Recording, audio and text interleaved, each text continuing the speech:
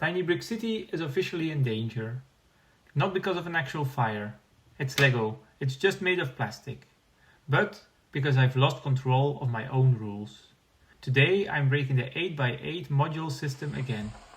And the main reason, a tiny red trap. Welcome back to Tiny Brick City. Last time we expanded the district around the central square. We added another large building.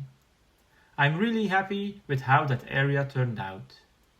But the buildings I've added look important, but they don't do anything. They are not a store, not a hotel. They don't add to the story. Just some boring office buildings. So today we're fixing that. We're adding a building with a story, with a function and a goal. But what function should I pick? For inspiration, I went back to the mini modular set. From what I added a cafe corner earlier in the project. I saw the fire brigade, an ideal candidate for this purpose. But simply rebuilding an official Lego module felt a little bit too easy. I wanted the city to be a bit more unique.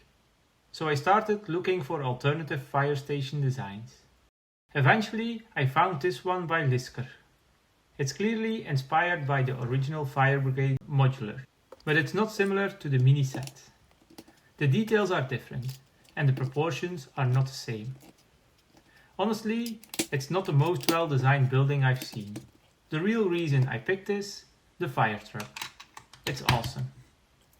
Just like the last few buildings, there were no instructions, only some pictures. Which again means I rebuilt everything digitally first. At this point, I've got some experience. And I got a feeling that I can easily do this. Which is a bit dangerous, because confidence quickly turns into overconfidence. And that's exactly what happened. You might have noticed the base plate is not 8 wide but 10. This sounds like a tiny difference, but in Tiny Brick City, 2 studs is a zoning violation. When I saw the images, I was convinced I could fix this. But with every change I made it look worse. When I made it smaller, to fit the 8x8, the garage became too small for the car to fit it. And that was a requirement. I also tried to make it bigger. Tried to see if I can get it to 12. Adding half a module seems like an easier problem to fix. But the proportions stopped working. The facade lost character. After spending hours rebuilding it, I reached the point where I had to make a decision. Do I just keep the building and break the rules again? Or look for an alternative design that fits. In the end, I already put so much effort in this, I didn't want to let it go. So this design won. The 8x8 rule is just a suggestion at this point. But having some diversity is a good thing. It forces you to be creative. This oversized fire station might look off now, but it might trigger something really cool. At this moment, I have no idea what, but future me might be able to deal with the problem. He's surprisingly good at finding clever solutions. But apart from the scale, recreating this was easier than the previous buildings. It's quite a straightforward design. No little offsets or strange connections.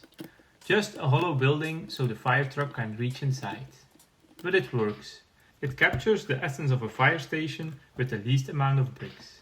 This is exactly what I like about microscale. There was supposed to be one extra window in the middle, but I don't have enough of them. And they are quite hard to get. So for now, it's just open. Maybe I'll fill that later. But actually I got used to it, so maybe I'll just leave it like this. While rebuilding it, I also made some changes. The color of the stripes on the street need to be white. We're not in America. But also the tree and the street lamp. These versions from the original design are quite basic. We created our own polished design. We have to reuse these to keep the correct style. This will make it feel more part of the city, not like a visitor from another project. It's these small changes that are important. It helps keep everything feel more consistent. The building is almost finished. I was doubting to add the supply of water on the roof. It's not really modern or a European thing, but it helps visualize the story, so I kept it there. But as we know, the building was never the main attraction. The real star of the building is going to be the fire truck. When I added life in the city, I was struggling with the vehicles. It's hard to find something that would match the size. So I went with oversized cars. And now I'm adding an even bigger one to the city. But this time I didn't doubt that much. This time I think it will work. I didn't have much to go from. I just saw the wheels being tucked underneath and some binocular pieces peeking at the back. I had to use a lot of imagination to recreate this. The end result looks stunning.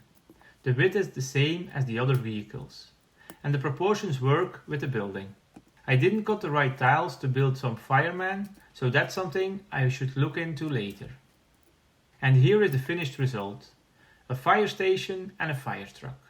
Finally, a building whose purpose is completely obvious. No guessing, no mystery. At least, I hope so. My original plan was placing it near the central square, but the more I looked at it, the less sense that made. The style doesn't really match, and honestly, having emergency vehicles trying to navigate through a crowded market square sounds like terrible city planning.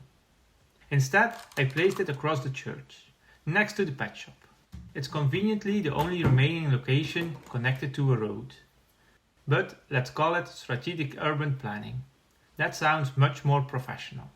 But it doesn't look unintentional. With just a little bit extra space between the pet shop and the back, it might work.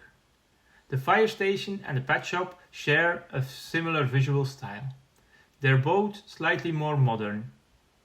Less medieval classic architecture.